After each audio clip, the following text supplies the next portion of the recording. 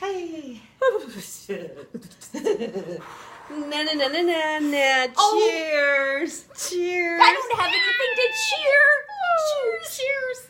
She Man, just got oh, back man. from holidays, and I've been sitting here in this frigid winter. Yeah, there's nothing better than getting recharged on a chaise lounge, looking at the turquoise sea of the Caribbean Ocean, the sound of the waves, the sand, being fed by gorgeous men. There's nothing. You know, one thing I realized, this was I have a cat, a male cat. That's as close as I got to a guy while you were away. Don't tell anyone. Don't tell anyone, yes. Well, we're not... Did you bring me back, anybody? We're not talking about what happened in Cuba stays in Cuba, okay? Yeah. So what are we talking about, Patti? What wisdom did you bring back? The wisdom. Okay, this was supposed to be a working trip. I went with a fellow speaker, coach friend, and we were going to work in the mornings and play at the afternoons. And I was looking forward to her working and not being on the beach, okay? So we worked. Okay, Revenue Canada, we worked a lot. I was going to say, CRA, this is for you. Yes, we worked an awful lot. But in reality, we didn't. And I realized that taking a holiday is part of being an entrepreneur. It is essential. It's not negotiable. It's something that you have to do.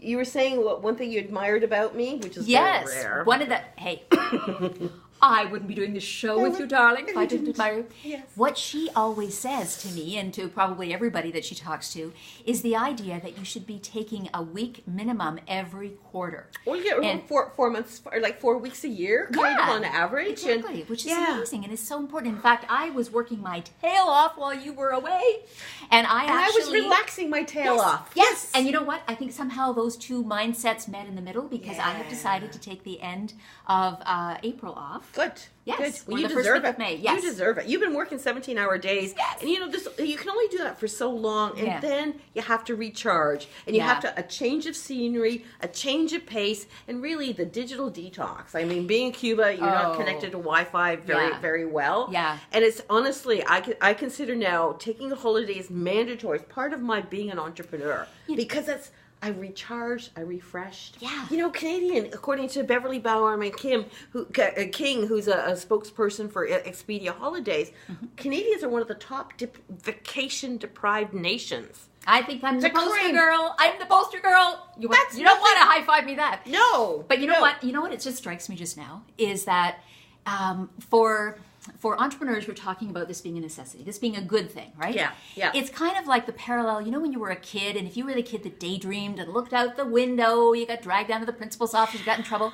Actually, daydreaming that you can do on holiday, or in my case, that I did while I was sitting here freezing, is really, really important, because you know what it does? Your brain toggles between the analytical piece of your brain and the empathetic piece. And what that means is, while you're sitting there just chilling out on the beach or freezing in Toronto, is that what happens is your brain is working on, I don't have a drink. I need what do you call that stuff? I need hot chocolate.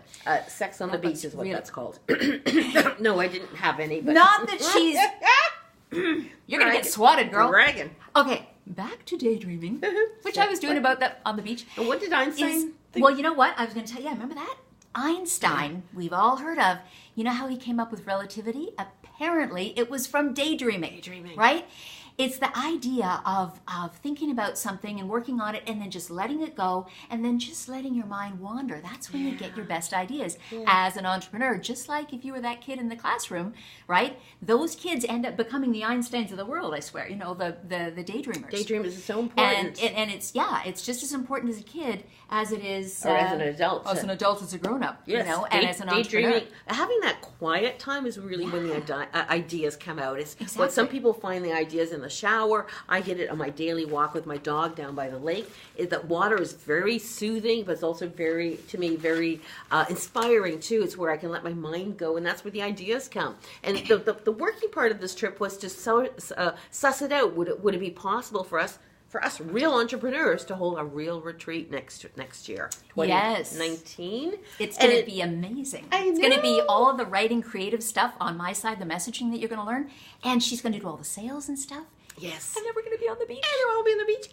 And then you'll be ready when you come back from the holidays, ready to put stuff into action. Yeah. And it be slightly tax deductible, but you're also, what's so important is just to get away with like-minded people, have some fun, and come back and work hard, because that's the reward for all the hard work, the 17-hour days that you put in. Exactly. There's got to be something there, and it's the anticipation. So. Yeah. And you know what? People who daydream may be smarter and have excess brain capacity.